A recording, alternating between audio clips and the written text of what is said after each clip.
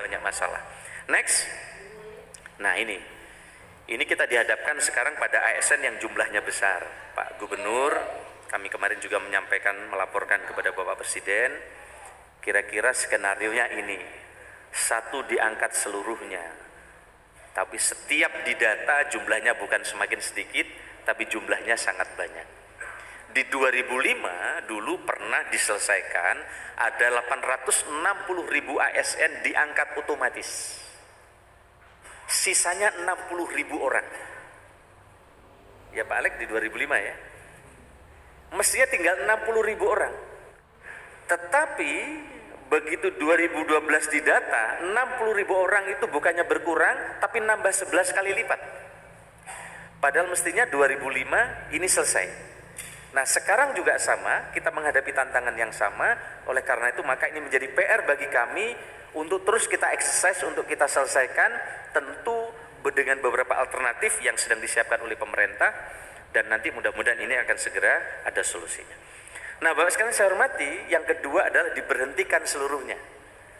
Tapi kalau memberhentikan non-ASN seluruhnya, ini akan mengganggu kepada banyak pelayanan publik yang masih membutuhkan non-ASN. Yang ketiga adalah diangkat sesuai dengan prioritas.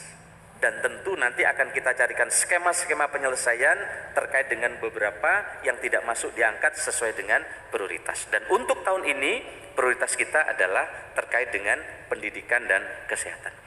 Ibu dan saya hormati, yang berikutnya adalah masalah kita ternyata bukan hanya kurangnya ASN, tetapi soal redistribusi SDM ini menjadi PR buat kita. Yang biru ini adalah ASN yang di kota. Hampir penempatan yang disebar di seluruh wilayah di Indonesia, yang setiap pengangkatan ASN, mereka sebagian tidak bertahan lama. Mereka melobi banyak orang yang dianggap mampu untuk membantu, kemudian mereka pada pindah ke kota. Kalau ini yang terjadi, maka berapapun jumlah ASN yang disiapkan tidak akan pernah menjawab harapan dan arahan dari Bapak Presiden untuk pemerataan tenaga pendidikan, pemerataan tenaga kesehatan, dan pemerataan ASN yang lain untuk merata di seluruh Indonesia. Karena setelah diangkat, mereka pada minta pindah ke Jawa. Ini yang biru ini Jawa paling tebal.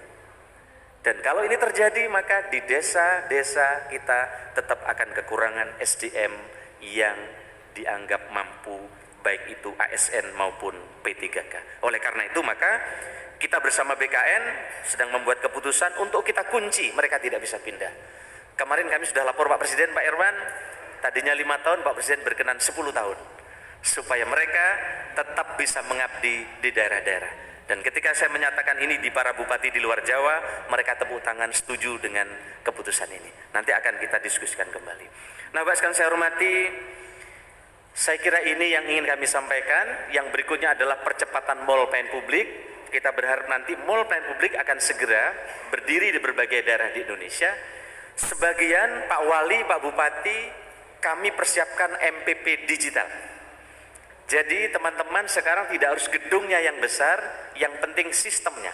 Sehingga layanan kita ke depan tidak hanya layanan di gedung, tapi sebagian kita sudah melakukan layanan secara digital. Saya berterima kasih kepada para daerah termasuk Jawa Barat yang menyiapkan super app untuk pelayanan mall digital ini, sehingga ini akan memudahkan pelayanan bagi masyarakat di berbagai daerah di Indonesia.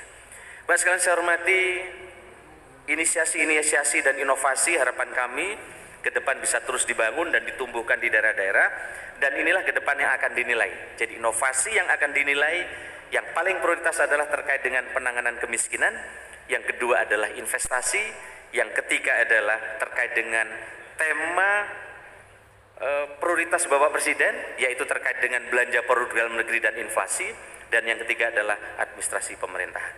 Saya kira ini yang bisa kami sampaikan, Bapak sekalian. Mudah-mudahan pertemuan ini akan membawa dampak yang langsung dirasakan oleh masyarakat di masa akan datang, sebagaimana arahan Bapak Presiden.